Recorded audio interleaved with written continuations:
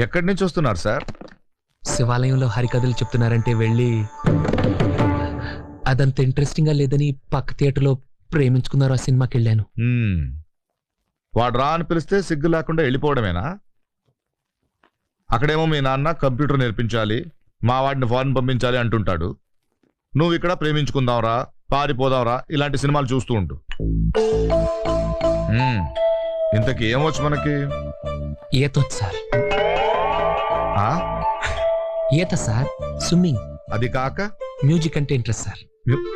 Music? Harmonium, మృదంగం వాయిస్తానండి. ఇక్కడి కానీ తెచ్చావా? లేదు సార్. థ్యాంక్స్. ఇంకా బొమ్మలేస్తానండి. ఎక్కడ? రోడ్ల మీద, బోర్డుల మీద? పేపర్ మీదండి. బ్రతకడానికి ఏం వచ్చు అని అడుగుతున్నాను. బిఏ చేశానండి. ఎన్నేళ్ళు? ఓ, త్వరగానే అయిపోయిందే. లాస్ట్ ఇయర్ కష్టపడి చదివానండి. సరే, మీ నాన్న నీకేదైనా ఉద్యోగం చూడమన్నాడు. వారం రోజులు ఏదో ఒకటి సెట్ చేద్దాం. నువ్వు వెళ్ళి భోంచేసి పడుకో. బంతి, ఇతనికి రేపు మార్నింగ్ అవుట్ హౌస్ చూపించు. అవుట్ హౌస్ ఎందుకు సార్? బయట ఎక్కడైనా. అవుట్ హౌస్ సౌకర్యంగానే ఉంటుంది సార్.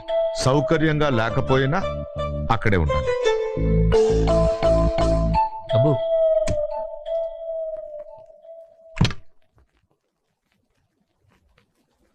బ్యాగులు బట్టలు ఎక్కడ పడితే అక్కడ పడాడు అయ్యగారికి నచ్చదు.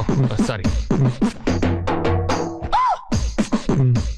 అనవసరంగా లైట్లు ఫ్యాన్లు వేయటం కూడా అయ్యగారికి నచ్చదు.